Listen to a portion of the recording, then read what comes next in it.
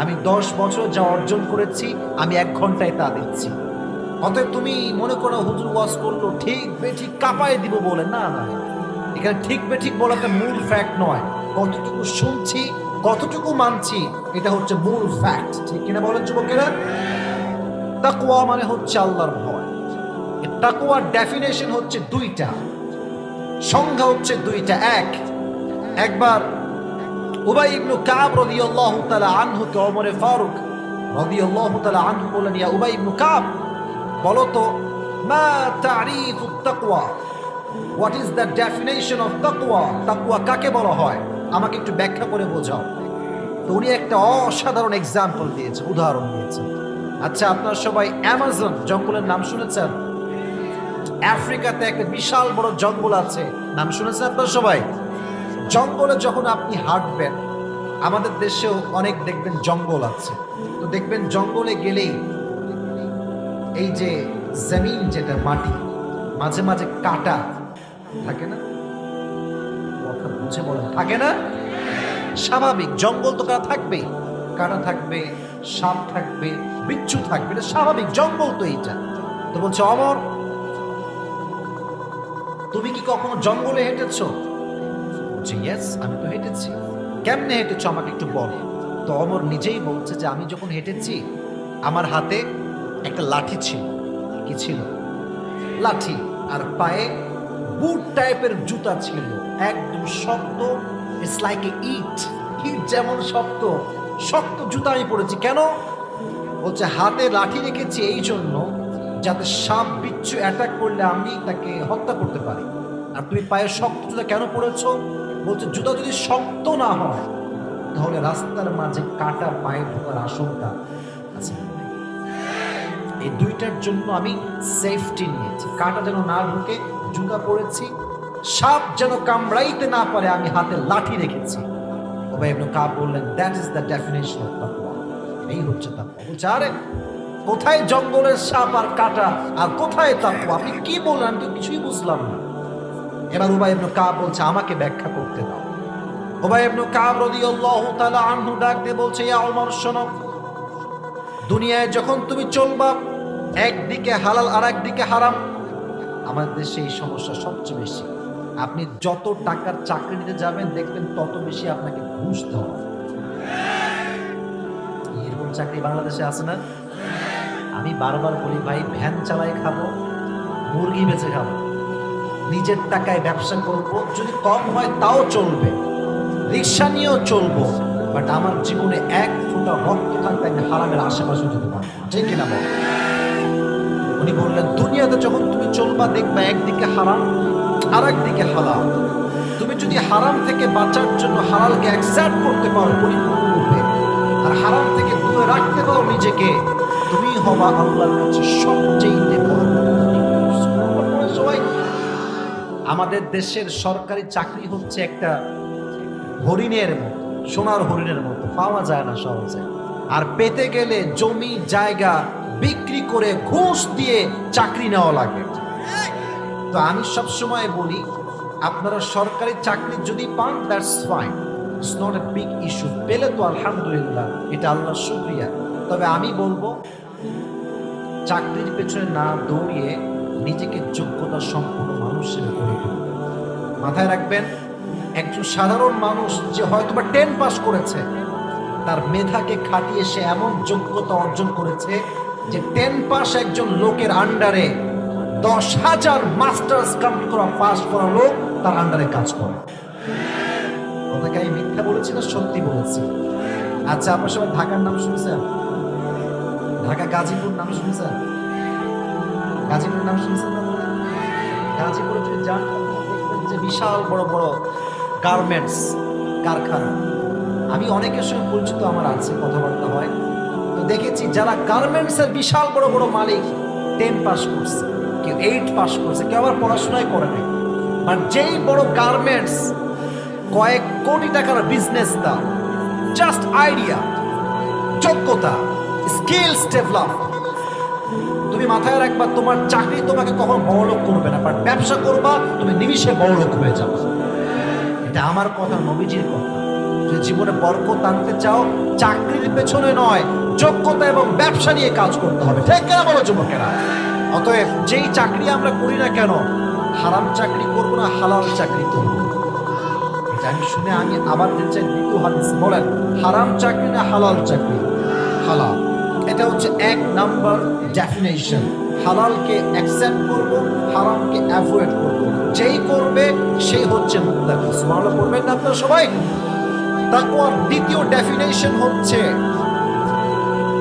তাকওয়া মানে হচ্ছে no one can see but Allah can see, no one can observe but Allah can observe। যেটা কেউ দেখে না, কেউ শোনে না, সেটা শোনে একজন, দেখে একজন। তিনি কে? রাতের বেলা যখন তোমরা যুবক ভাইরা, হাজারো যুবক দেখবেন, আমি তোমাদের কথা বলছিলাম, জানি না কে কেমন, এখানে তুমি চিনিও না, অনেক যুবক আছে কবে যে ফজর নামাজ জামাতের সঙ্গে পড়েছে বলতেই পারবে না।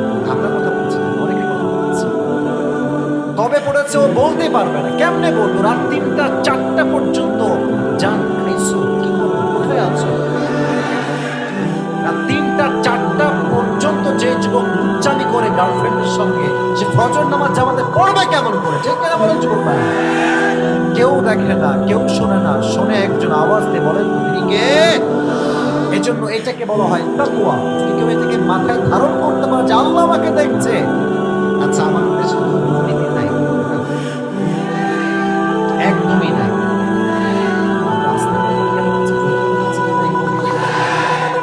ছোট কোনো করাপশন নয়। তুমি কি বুঝেছো? তুমি তো আছো ব্যাংকের কুয়ার মতো। এই দেশের কোটি কোটি টাকা, হাজার কোটি টাকা বিদেশের মাটিতে পাচার করে দেওয়া হয় দেশ থেকে। ঠিক কিনা বলে? করাপশন। তারা কি বলছে যে আমারে আমার নেতারা না জানলে হইল, আল্লাহ আমার তো দেখবেই না, অথচ আল্লাহ দেখছে। কি দেখছে? দেখছে। আচ্ছা বলেন তো, ইসলামের একজন খলিফা যিনি সবচেয়ে বেশি বীর পুরুষ ছিলেন, যিনি নবীকে তরবারি দিয়ে আঘাত করতে এসে নিজে কালেমা পড়ে মুসলিম হয়েছেন, তার নাম কি? ওমর ফারুক। তাকওয়া কারে কয়? তাকওয়ার গুণ কারে কয়? আমি বুঝাই দিব আজকে ইনশাআল্লাহ। ওমর ফারুক একদিন রাতের অন্ধকারে বের হয়েছেন রাষ্ট্রের খবর নেওয়ার জন্য, কে কোন অবস্থায় আছে দেখার জন্য।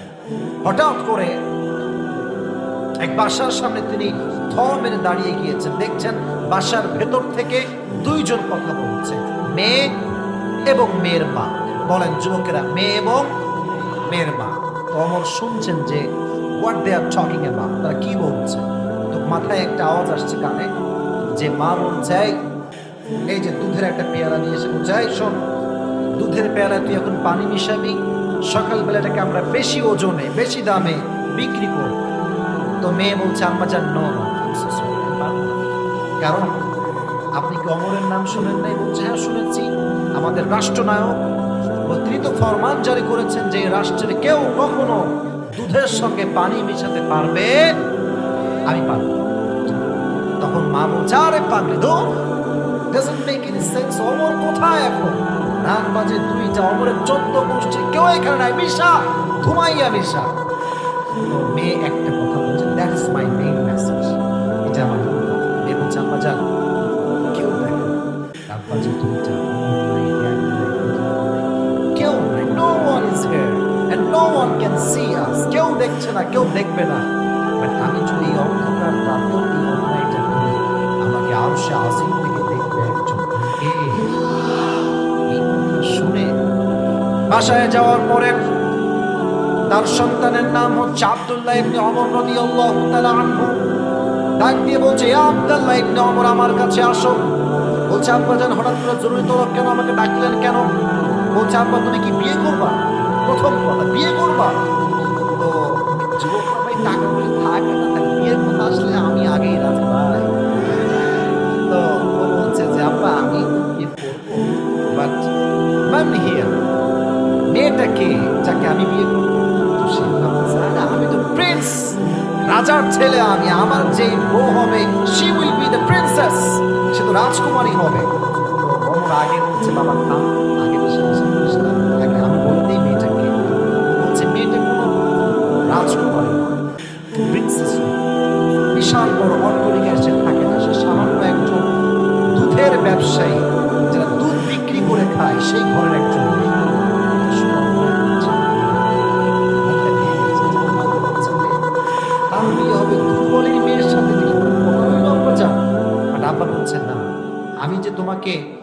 বিয়ে দিব সেই মেয়ের সাথে, ওখানে আমি টাকা দেখি নাই, সম্পত্তি দেখি নাই, আমি গুণ দেখেছি একটা, তার নাম হচ্ছে তাকওয়া। সবাই ওমরের মতো মানুষ ছেলেকে বিয়ে দিবে, মেয়ে খুঁজে তাকওয়া দেখে। আর আজকালকার বাবারা যখনই ছেলে মেয়ের জন্য বিয়ের প্রস্তাব নিয়ে আসে, কোনোদিনও বলে না বাবা তুমি কি 5 ওয়াক্ত নামাজ পড়ো, তোমার দাড়ি কোথায়, টুপি কোথায়, জুব্বা কোথায়। না না, প্রথম প্রশ্ন বাবা তুমি মান্থলি কয় টাকা ইনকাম করো, আমাকে ওইটা আগে জবাব দাও। কি আব্বা জান আপনি টাকাই বুঝলেন, খালি কি টাকাই বুঝলেন? আমি সেদিন একটা ওয়াজ শুনলাম, এক হুজুর, নাম বলবো না, উনি বললেন যে ওনাকে একটা মুরব্বী, বলা যাবে নাকি শেষ করে দেব? সবার পারমিশন লাগবে, বলা যাবে?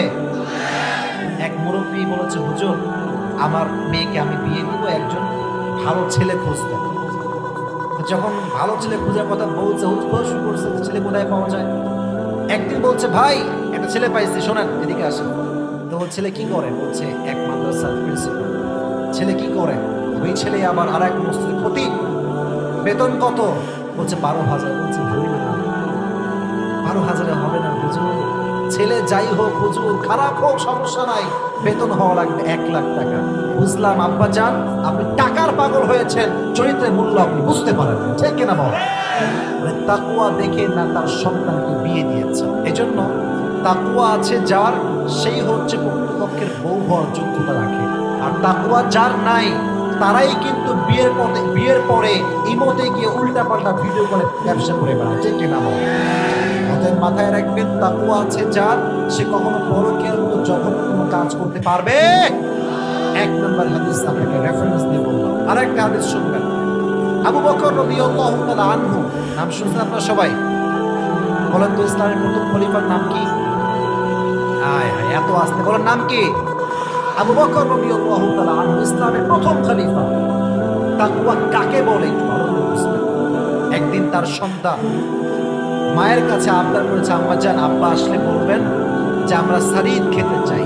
আমাদের দেশে সবচেয়ে যে গোস্তের দাম বেশি, এটা কি মুরগির গোস্ত না গরুর গোস্ত? বুঝেন না? কার গোস্ত? গরুর গোস্ত। এত দাম, আমরা মধ্যবিত্ত পরিবারের সন্তানরা গরুর গোস্তের আশেপাশে ফিরতে পারে না, ঠিক কিনা বলছেন? ওই সময়ে সবচাইতে দামি খাবারের নাম হচ্ছে সারিদ। তো বলছে তাই ঠিক আছে যাও, আমি তোমার আব্বাকে মা বলছি। আবু বকর যখন আসছে, তার বউ এমনের সামনে দাঁড়িয়ে গেছে। ইয়া আবু বকর, একটা আবদার আছে। কি আবদার? আপনার সন্তানরা সারিদ খেয়েছে। শেখ হাসিনা উনি যদি বলে যে আমার কাছে খাবার টাকা নাই, বিশ্বাস করতে পারবে? আবু বকর বলছে যে না, টাকা নেই, আমি যে সারিদ খাওয়াবো 2 পয়সা আমার কাছে নাই দেওয়ার মতো। তো এই কথা শুনেই তার বউ একটু রেগে গিয়েছে। বলছে আচ্ছা পুরো রাষ্ট্রের টাকা আপনার কাছে, খাজানা ভরপুর টাকা, যদি আপনি 100 দিনার বা দিরহাম বের করেন, আপনি কে কি বলবে? নিয়ে আসেন না আপনি। বলছে আমি যদি নিয়ে আসি আর খাওয়াই, এটা যদি কেউ না দেখে, দেখবে একজন। আস্তে আল্লাহ জয় বলবো, তিনি কে? উনি বুঝে গিয়েছে যে আমার স্বামী আমাকে দিবে না সারিদকে। এইভাবে করে 2-3 মাস পার হয়ে গিয়ে সারিদ খাওয়ার কোনো খবর নাই। প্রায় কয়েক মাস পরে আবু বকর ঘরে আসছে, যখন তার বিবি তার সামনে একটা ছোট্ট প্লেট নিয়ে আসছে, প্লেটে রাখা আছে সারিদ। ডাক দিয়ে বলছে ওর স্বামী আপনাকে কয়েক টুকরা সারিদ খাওয়াতে চাই, একটু আমাকে গ্রহণ করবেন। যখন তার সারিদ দেখতে পেয়েছে, আবু বকর ডাক দিয়ে বলছে আমার বিবি তুমি সারিদ কই থেকে পেয়েছো? এবার ডাক দিয়ে বলছে আবু বকর আপনি যে প্রত্যেক মাসে আমাকে হাত খরচ টাকা দেন, হাত খরচ মান্থলি, এই খরচ থেকে টাকা বাঁচিয়ে বাঁচিয়ে সামান্য কয়েক টাকা বাঁচাতে বাঁচাতে আজকে 3 মাস বা 4 মাস পরে আমি আমার সন্তানদের আবদার পূরণ করবার জন্য সারিদ ক্রয় করে নিয়ে আসছি। উনি নিলেন, এদিকে টাকা আমার হাতে নিয়ে খেলেন। খাওয়ার পরে সোজা সংসদ ভবনে গেলেন। রাষ্ট্রের মন্ত্রী, এমপি, ব্যারিস্টার, যত পুলিশ, আর্মি, বিডিআর, র্যাব, দায়িত্বশীল সবাইকে ডাকলেন মজলিসে শুরা। সবাই তো অবাক, কিরে এত দ্রুত সবাইকে তলব কেন, কি হয়েছে আবু বকরের? বলছে তোমরা আমাকে কি স্যালারি দাও, যাই দাও না কেন এটা আজ থেকে কমায়। মাঝখান থেকে একজন যুবক বলছে, একটা প্রশ্ন বলছে না, বলছে আচ্ছা আপনি তো আমাদেরই কাজ করেন, বেতন বেশি বলে সমস্যা কোথায়, রাখেন আপনি, কোনো সমস্যা আমাদের নাই। উনি বলছেন রাষ্ট্রের থেকে আমি 2 পয়সা মেরে খাবো আর আমি জাহান্নামের আগুনে পড়বো, এটা আমি এক মুহূর্তের জন্য সহ্য করতে পারবো না। সবাই রাষ্ট্রের সামান্য 1 পয়সা মেরে খাবে, তাও সে একমত হতে পারে নাই আল্লাহর ভয়ের জন্য। আর আজকে আমাদের দেশের সব এলাকার নাম বলছি না, সব জেলার নাম বলছি না, সব বিভাগের নাম বলছি না, সামান্য একটা সরকারি পদ পেলে লক্ষ কোটি টাকা তারা মারতে এক মুহূর্তে বলছে, দেখে না বল আল্লাহর ভয় নেই, একমাত্র আল্লাহর ভয় নেই। আরেকদিন ওমর ফারুক রাদিয়াল্লাহু তাআলা আনহু জুমার মেম্বারে দাঁড়িয়ে আমরা কি দেই, যুবক ভাইয়েরা হুজুররা কি দেই, খুতবা। এই তো আমার অডিয়েন্স। জুমার খুতবায় আমরা যখন দাঁড়াই, আমরা দাঁড়িয়ে সব শ্রোতাকে সামনে নিয়ে ওয়াজ করি। এই হাদিসটা আপনার দিলকে টাচ করে, এটা শুনলে আমারও মাঝে মাঝে মানে হৃদয় একটা কাঁপুনি তৈরি হয় যে আমিও মনে হয় অনেক অন্যায় করেছি, হয়তো মানুষের হক আমি নষ্ট করেছি।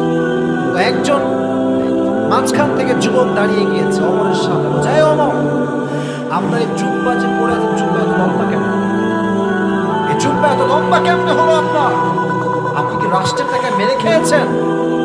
এই কথা বলে একদম পুরো মজলিসকে থ মেরে দিয়েছে, সব অবাক। রাষ্ট্রপ্রধানকে এই প্রশ্ন, আমি হাদিস যখন এটা বলি ভাই, আমার মনে হয় যে আমাদের দেশের প্রধানমন্ত্রী তো বহুত দূরের কথা, একটা নেতার চামচাকেও যদি একটা কথাকে উল্টা পাল্টা বলে পিঠের চামড়া খুঁজে পাওয়া যাবে না। পার্টি নেতার চামড়ার যে মানে ভাব, কি বাপ রে বাপ। আর কিছু কিছু ছেলে পেলে আছে দেখবেন বাপের টাকা বসে একটু বেশি, হ্যাঁ, একটা বাইক কিনে দিয়েছে, এফজেড, ফেজার, R15, হ্যাঁ, জিক্সার যা আছে, এমন গিয়ার মারে রাস্তাঘাটে, ওনার বাপের রাস্তার বাপ বানায় দিয়ে দিয়েছে। ভাবে বাঁচে না, বাপ আমার বাপ চেয়ারম্যান, তোর বাপ চেয়ারম্যান, তুই কে, তুই কে, তুই কে, তোর বাপ চেয়ারম্যান বুঝলাম, তোর বাপ কোম্পানি মালিক বুঝলাম, তোর পরিচয় কি? ও তুই বাপের টাকা খাস, তোর এটা পরিচয়, তাই না? এই পরিচয় দাম আমাদের কাছে নাই, ঠিক না বলে যুবক? ভাবের জায়গা পায় না। কিন্তু আমার দিকে তাকান, ওমরে ফারুক এই কথা শুনে কোনো রিয়াকশন, রাগ নাই, ঠাক নাই, এটা মুচকি হাসি দিলেন।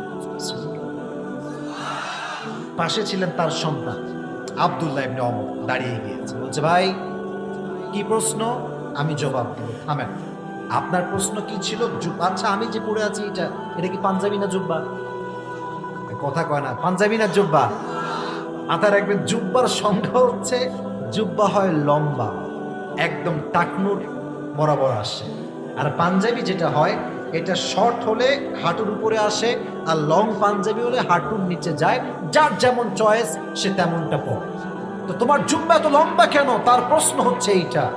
এবার সন্তান বলছে শোনো কেন লম্বা হয়েছে। রাষ্ট্রের পক্ষ থেকে প্রত্যেক বছর 2টা জামা আমাদেরকে দেওয়া হয়, একটা বাবার জন্য আর একটা আমার জন্য। এবার যেই জামা দেওয়া হয়েছে, বাবার জামাটা অনেকটা শর্ট হয়ে গিয়েছে। রাষ্ট্রের প্রধানমন্ত্রী যদি শর্ট জুব্বা পরে, তার ব্যক্তিত্বের সঙ্গে এটা মানায় না। আব্বা চাইলে নতুন একটা জুব্বা ক্রয় করতে পারতেন, বাট আব্বা তা করেন নাই, কারণ ভয় করে একজনকে আওয়াজ দিয়ে বলেন তো তিনি কে। আব্বা নতুন জামা ক্রয় করে নাই, আমাকে বলছে আব্দুল্লাহ যাও তোমার জুব্বা আমার কাছে নিয়ে আসো। জুব্বা যখন নিয়ে আসছে, এই দেখেন এটা হচ্ছে ওমরের জুব্বা, আর এক হাতে হচ্ছে তার সন্তানের জুব্বা, দুইটা নিয়ে এসে দর্জিকে দিয়ে তালি লাগাইছে, তালি লাগিয়ে জুব্বা পরেছে, এবং জুব্বাটা একটু লম্বা হয়ে গিয়েছে, তাই সে টাকনু বরাবর থেকে একটু সামান্য লম্বা হয়েছে। মানে ওমরে ফারুক চাইলে কয়েক লক্ষ টাকা দিয়ে দামি জুব্বা কিনতে পারতেন, বাট তিনি একটা পয়সা মারেন নাই, কারণ ভয় আছে একজন, তিনি কে? যাদের হৃদয়ে আছে আল্লাহর ভয়, তারা কভু পথ ভুলে যায় না। আল্লাহর প্রেম ছাড়া এই দুনিয়ায় কারো কাছে কোনো কিছু যায় না, ঠিক না বল যুবকেরা? রাতের আধারে যারা সিজদাতে রয়, দু চোখের অশ্রুতে নদী যেন বয়। ছলনার হাত ছানি যতই আসু, ছলনার হাত ছানি যতই আসু, পেছনে ফিরেও সে তাকায় না। পড়েন, যাদের হৃদয়ে আছে আল্লাহর ভয়, তারা কবু পথ ভুলে যায় না। আল্লাহর প্রেম ছাড়া এই দুনিয়ায় কারো কাছে কোনো কিছু চায় না। ঠিক না বলেন যুবক ভাইরা? অতএব যেই নেতার হৃদয়ে, যেই মন্ত্রীর হৃদয়ে, যে মেম্বারের হৃদয়ে আল্লাহর ভয় থাকবে, সে রাষ্ট্রের টাকা এক পয়সা মারা কোনো সাহস খুঁজে পাবে না। আল্লাহ আমাদের সবাইকে আল্লাহর ভয়টা অর্জন করার তৌফিক দান করুন। সকলেই পড়ে আমিন। সর্বশেষ একটা আয়াত বলবো, তাকওয়ার পুরস্কার লাগবে তো একটা, তাই না? আমি যে এই গুণটা অর্জন করবো, কোন একটা পুরস্কার বলেন না কেন, আছে না নাই? ওয়ালিমান খাফা মাকাম রাব্বিহি জান্নাতা, এটা হচ্ছে তাকওয়ার পুরস্কার। তাকওয়ার পুরস্কার, যে তাকওয়া অর্জন করবে তার জান্নাত একটা নয়, আল্লাহ থেকে দুটি জান্নাতের মালিক পাবে। এবার বলেন সবাই খুশি না বেজা? আচ্ছা, রাস্তাঘাটে যখন আপনার, আচ্ছা দিনাজপুরে ঘোরার জায়গা আছে না? এই আশেপাশে নাকি? মিস হয়ে গেল রে। এখন বাজে কয়টা? রাত 12টা বেজে 5। এখন তো ঢুকতে দিবে না ভাই আমার। বহু আগে আসছিলাম। এটার নাম কি বলেন? স্বপ্ন? আচ্ছা আচ্ছা, আল্লাহ যদি বাচ্চা থাকে একদিন দেখে যাবো ইনশাআল্লাহ।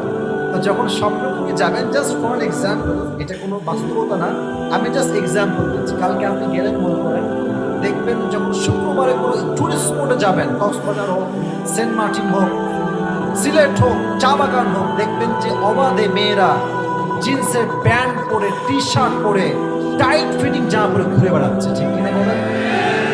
তো এটা আবার মা বোনরা রাগটা করবেন না, আমি জাস্ট বোঝাবার সাথে বলছি।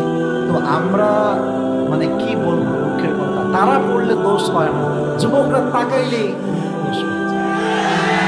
তা আমরা যখন মানে ওয়াজ করি পোশাক ঠিক করতে হবে, তখন মেয়েরা বলেছে আমাদের পোশাকের তোমার চোখে। আচ্ছা, আপনাদের যে দিনাজপুরের যে মেইন রোড দিয়ে আমি আসলাম, আমার যে গাড়িটা বিশাল বড় গাড়ি, লম্বা গাড়ি, যদি আমি মনে করি গাড়ি চালাচ্ছি 100, আমার গাড়ির স্পিড কত? 100।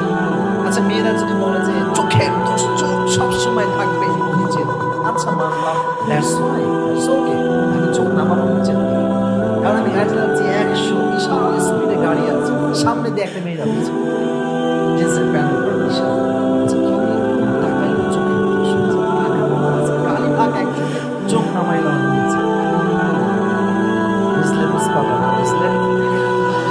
গাড়ি যে কোন দিক যাবে তা তো ভাবলাম, আমি নিজেও বলবো সামনে যেই কয়টা আছে ওইগুলো নিয়ে আমাদের পড়তে হবে। ঠিক কিনা? মেয়েদের লজিক যদি আমরা মানতে চাই, এই মরা ছাড়া কোনো ক্ষতি আমাদের জীবনে নাই। ঠিক কিনা বলেন?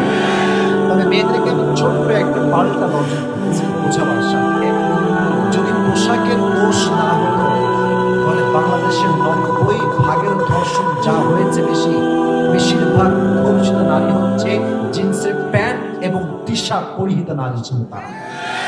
আর রাস্তায় যখন একজন মেয়ে বোরকা পরে, সুন্দর হিজাব পরে, নেকাব পরে হেঁটে বেড়ায়, একজন গাঁজাখোর যুবক যে জীবনে নামাজই পড়ে নাই, সেও তাকে দেখলে স্যালুট করতে বাধ্য হয়ে যায়। ঠিক কিনা? এবার আসেন হাদিস শোনাই। ওমরে ফারুকের জামানায় একজন যুবক যে বড্ড আল্লাহকে ভয় পেত, একদিন সেই যুবকটা ওমরে ফারুকের কাছে আসছে, বের হবে, বের হয়ে দেখছে একজন নারী তার বাসাই হচ্ছে ওমরে ফারুকের আশেপাশে। তাকে দেখে বলছে, তোমাকে আমার বড্ড পছন্দ, আমি তোমার সঙ্গে একটা সম্পর্ক করতে চাই। তো যুবক বলছে, অসম্ভব, এটা আমি করতে পারবো না, আমার হৃদয়ে ভয় আছে একজনের। আওয়াজ দিয়ে বলেন, তুমি কে? বাট মেয়েটা প্রত্যেক দিন তাকে ফুসলায়, প্রত্যেক দিন তাকে বাজে কাজে আহ্বান করে, বাট যুবক কখনো সেই কাজে পা দেয়। বাট একদিন ফাইনালি যুবকটা মেয়ের সঙ্গে জেনা করবার জন্য উদ্বুদ্ধ হয়ে গিয়েছে। যুবক মানুষ তো, রক্ত একটু বেশি গরম হয়, বাধ্য হয়ে গিয়েছে। এবার আমার দিকে তাকান, চোখ নয় আমার হাত দেখেন, এটা হচ্ছে মেয়ের বাসার দরজা। আমার কথা বুঝতে কোনো সমস্যা হচ্ছে না? এটা হচ্ছে মেয়ের বাসার চৌখাট, এটা হচ্ছে যুবকের পা। যুবক যখন জেনা করবার জন্য বাসায় এন্ট্রি নিবে, যখন সে প্রবেশ করবে, পাটা দিয়েছে, পাটা ফেলতে পারে নাই, মানে পাটা যে ফেলতে পারে নাই, তখনই একটা আয়াত শুনছে, ইন্নাল্লাযীনা তাকাউ ইযা মাসসাহুম তাইফুম মিনাশ শাইতান তাযাক্কারু ফাইযা হুম মুবসিরুন। অর্থ হচ্ছে যেই বান্দা আল্লাহকে ভয় করে, যখনই তাকে শয়তান কোনো ওয়াসওয়াসা দেয়, তখনই সেই বান্দা আল্লাহকে স্মরণ করে এমন অবস্থায় যেন সে আল্লাহকে দেখতে পাচ্ছে।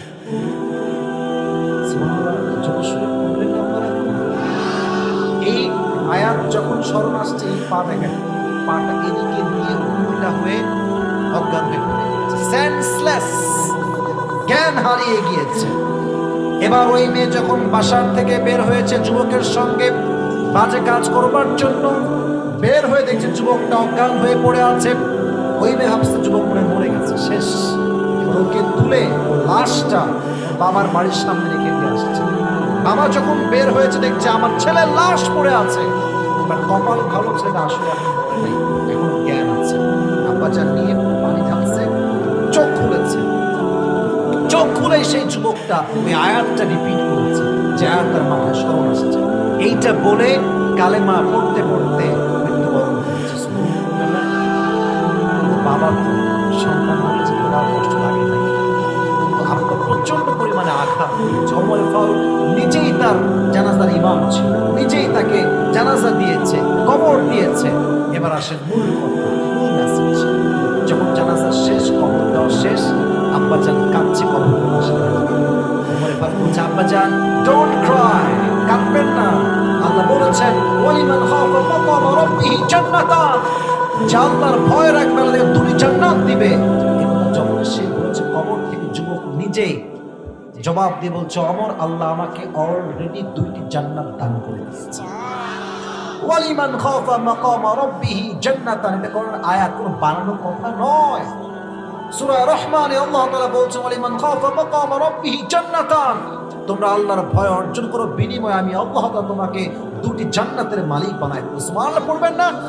আর আপনারা সবাই জানেন হাদিসটা, যে সবচাইতে ছোট জান্নাত এই পুরো পৃথিবীর চাইতে 10 গুণ বড়। তাহলে আপনি পাবেন বড় জান্নাত, তবু এটা একটা নয়, দুইটা।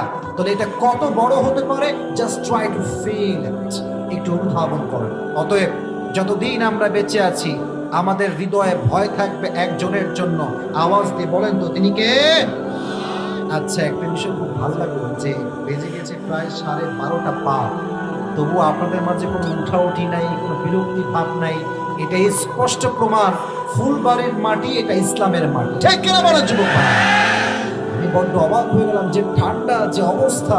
আর গতকাল দিনাজপুর পুরো বাংলাদেশের সর্বনিম্ন তাপমাত্রা ছিল, আজকে আচ্ছা আজকে 5।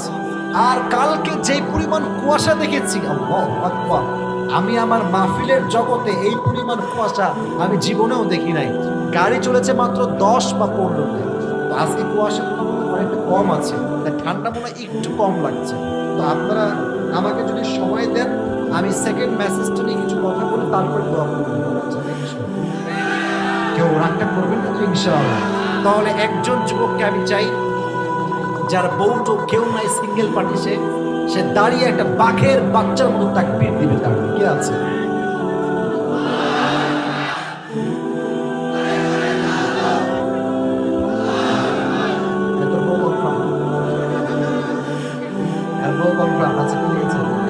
আচ্ছা আচ্ছা ঠিক আছে, ওইটা দেখছো না, সমস্যা।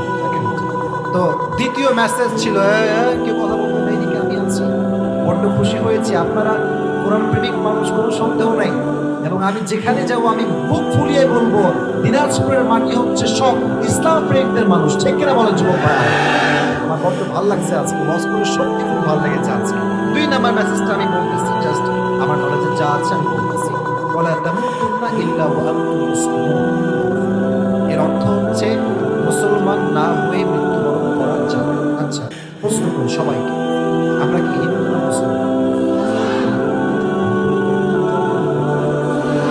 আমরা কি খ্রিস্টান না মুসলমান? আমরা কি বৌদ্ধ না মুসলমান?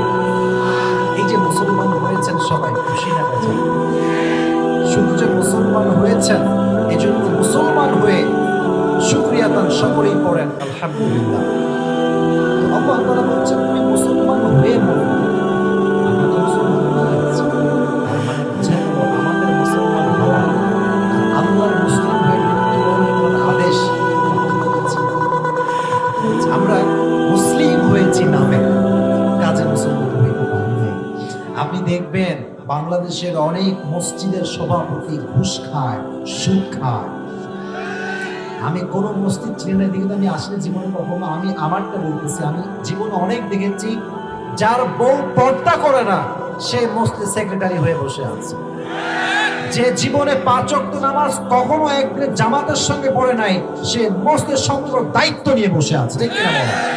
আবার দেখবেন এরাই এসে ইমাম সাহেবকে, ইমাম সাহেব কেরাটা তো লম্বা হলো কেন, ওরে বাটপা।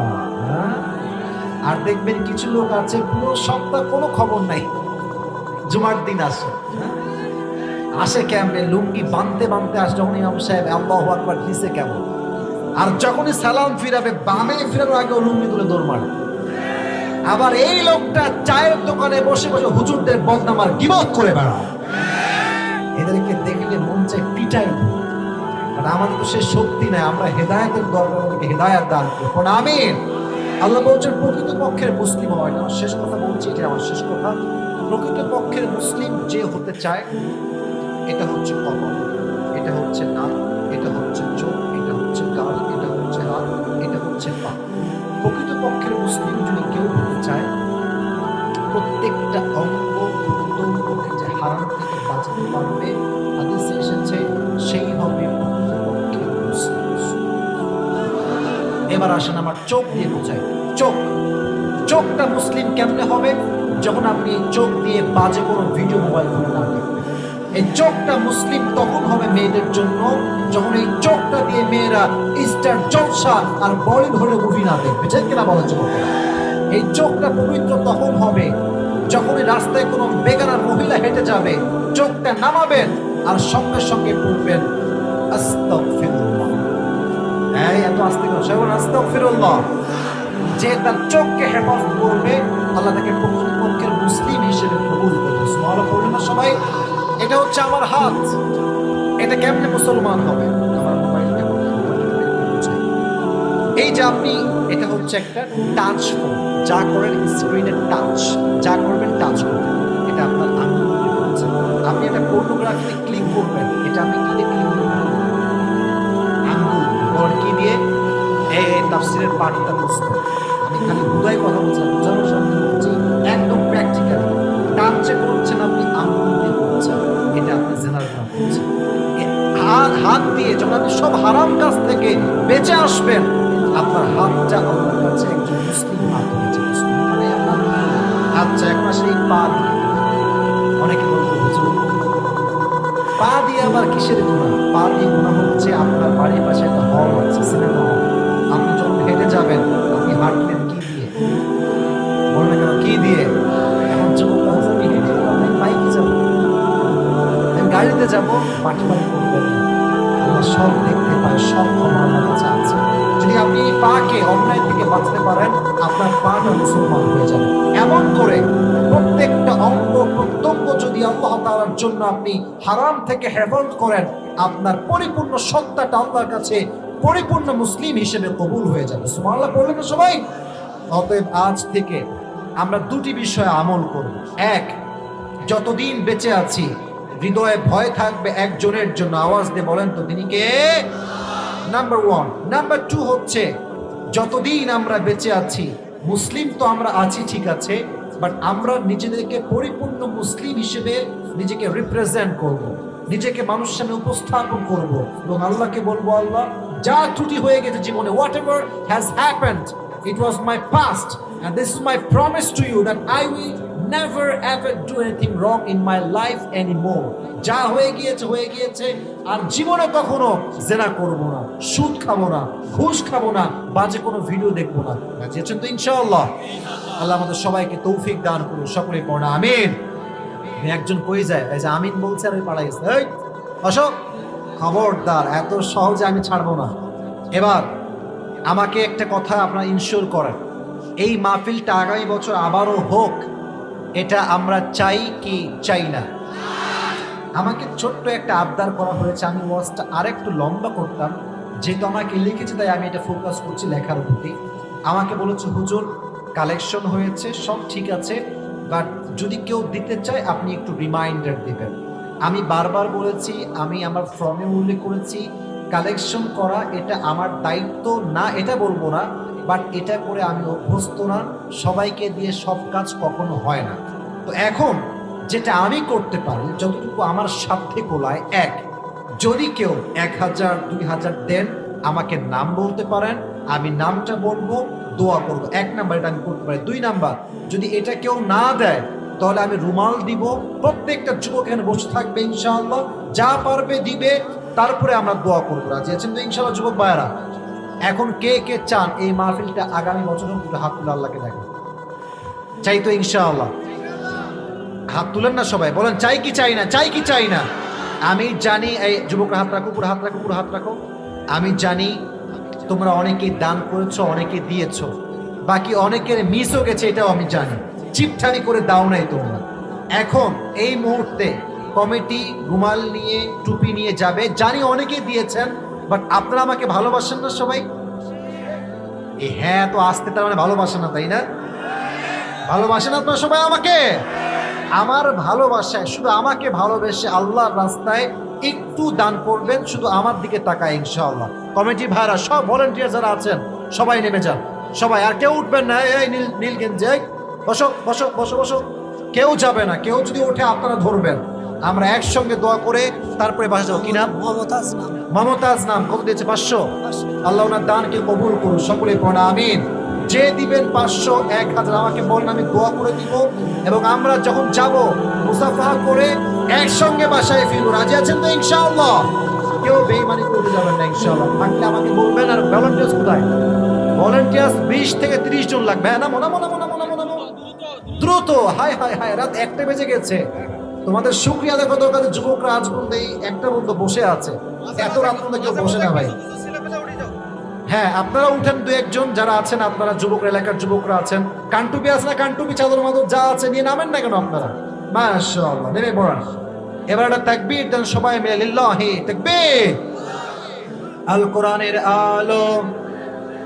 ওই 3 জন কই যায়? এই এই এই এই, কাহা যা রহে হো তুম লোগ? यार बैठ जाओ, বসো। হ্যাঁ, আপনারা বসে আছেন, আপনারা ঠিকঠাক আছেন ভাই। এই পিছনে কয়েকটা লোক দুষ্টামি করতেছে, বসে পড়েন। আমরা সবাই একসঙ্গে যাব, আমাদের দায়িত্ববোধ আছে, আমাদের ওয়াদা আছে। আর কমিটি কিন্তু যথেষ্ট ট্রাই করেছে প্রোগ্রামটা সুন্দর করবার জন্য। ভুল ত্রুটি আমরা মাফ করব, আমরা দোয়া করবো। আগে হচ্ছে বিশাল বড় মাহফিল হবে ইনশাআল্লাহ, আমরা একসঙ্গে বসে ওয়াজ শুনবো। রাজি আছে তো ইনশাআল্লাহ? আল্লাহ সবাইকে সেই তৌফিক দান করে, সকলে পড়া আমিন। সকলে আমরা দুরূদ শরীফ পড়ি। পেছনের লোকেরা, এই পেছনের ভাইরা, দোয়া করবো, দুরূদ শরীফ পড়বো তো আমরা। বসেন বসেন।